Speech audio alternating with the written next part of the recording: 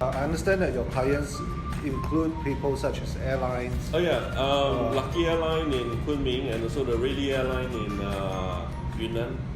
Yeah. Just by one person's idea.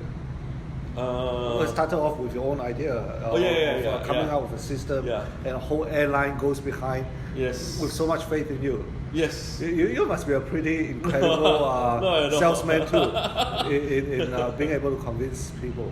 Actually, it's quite logical, and this 6I logic that I have, I'm able to convince the CEO of the airline because he has never heard anybody saying anything that's so relevant and so pragmatic. Yeah. Right.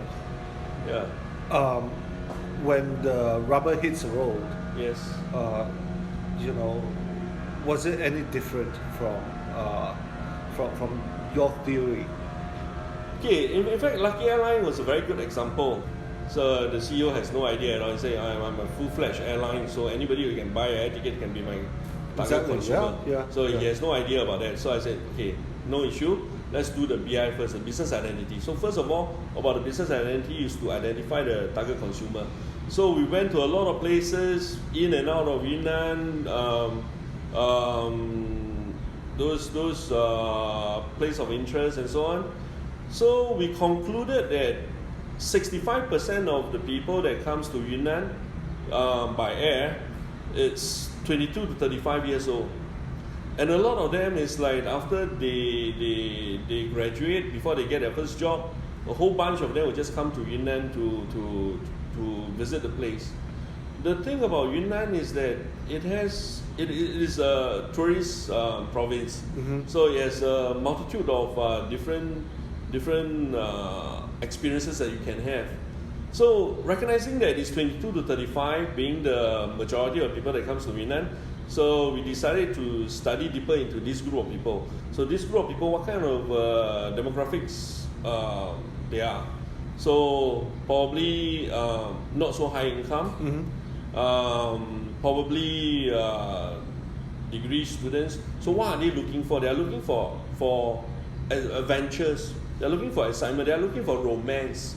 So we decided that those being the needs of the consumer, so they need to be, the business need to adjust itself.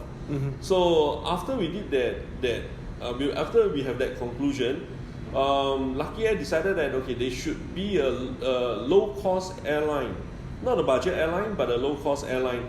So the aim of a low cost airline is to push the cost down, so that they can return the savings to the consumer.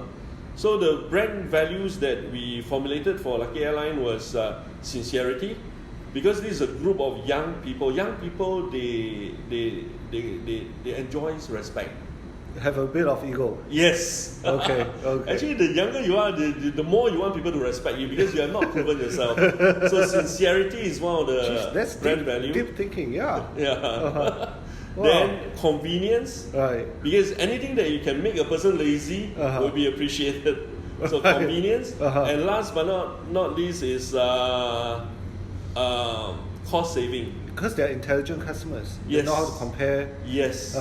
So the last one is value for money. Value for money. So all the communications would be in those tone that speaks to a 25 to 35 year old. So based on these three brand values, then we decided that, so what is the CI going to be, the communication identity going to be?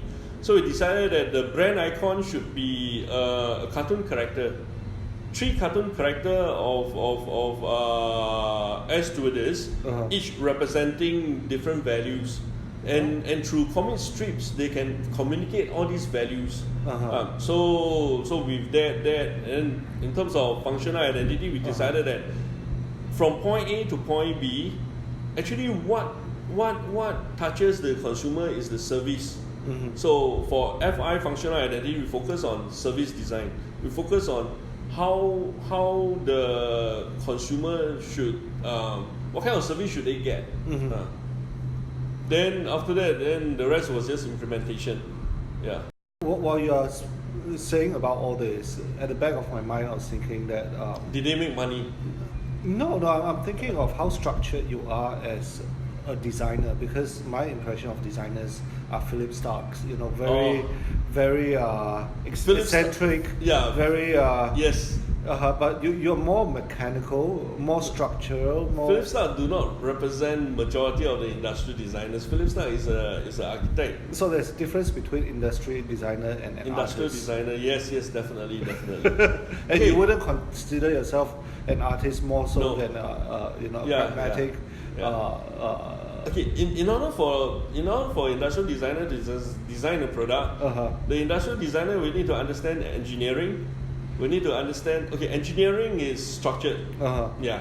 If a chair needs to have 4 legs, it needs to have 4 legs. You just give it 1 leg, it's going to fall. So it's more scientific than art. Yes, it is. Logic, engineering, and physics, and all this. But Philippe Starks is perhaps one of the most influential and revered designer or artist of the current era. What do you learn from him? And you fire him at 3 months. Okay,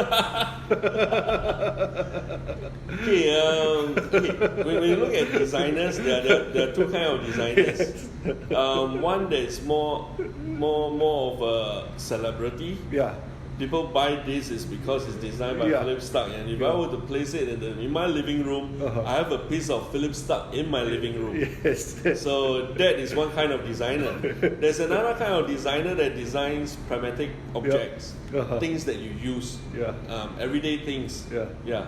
So like the Bauhaus theory and so on. So it's like when you want to use it, it's there. When you don't want to use it, it's invisible. So that is the kind of designer that I am. Okay. Somebody that's more pragmatic, somebody that designs a chair that you can sit on comfortably. Okay. Did Lucky Airline make money? Yes, they did. In fact, after they have done the restructuring and everything else, that was the first time that they earned money from ticket sales. Wow. Prior to that, they were doing investments and so on. Because you must understand that in China, the airlines, depending on the size of the fleet, they can actually get reimbursements from the government. They get some policies.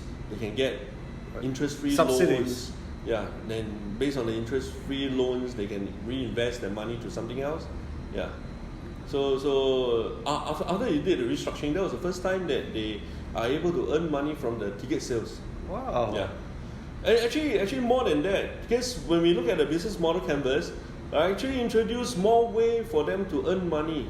Like for example, it used to be a cost for them, which is the meals on board. Meals on board used to be a cost to them, and it's a very heavy cost. So I said, why not you don't provide the meals? Instead, you let the consumer buy the meals according to what they want to eat. Because a lot of time, especially in China, the meals on board is not exactly what the consumer wants, and it's just waste. Right. Okay. So they're happier, the customers. Yeah.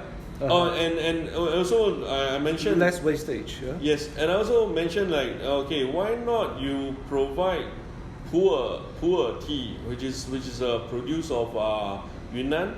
Then why not you provide flour biscuit, which is again a specialty, local delights. Right. So I said, then he said, all this is going to cost me. I said, no, it's not going to cost you. How should you do it? You get the supplier who wants to sell all these products on board, on the plane. It's very clever. And you just ask for them. The only condition that they should give you is free sample. That's for brilliant. every person in the plane. And that is the entry barrier for them. And you were able to convince the suppliers. They are able to convince the supplier, not me. Wow, but it's a win-win, isn't it? Yes. That's brilliant. So that is the wonderful thing about the business model canvas. You look at how to maximize your revenue by looking at new revenue stream and how to reduce cost. So any cost could be an opportunity. Could be an opportunity for new revenue. That's amazing. And it sounds like they are very good client. My definition of good client is one who believes and listens to you. Yes. Yeah, and it's almost a utopic situation. The whole project lasted for 2 years. Uh-huh. We also get involved with their marketing strategy and so on. So we even got involved into designing their marketing materials.